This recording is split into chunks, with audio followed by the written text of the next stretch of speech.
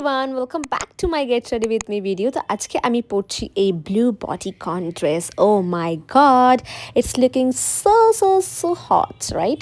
তো আমি ফটাফট রেডি হয়ে নিলাম, কিছু বেসিক মেকআপ পরে নিলাম, নিজের মুখে মেকআপ থুপে আমি আমার হেয়ারটাকে ড্রাই করে নিলাম উইথ মাই ডাইসন। সরি, এটা আমার ডাইসন না, এটা আমার দিদি ডাইসন।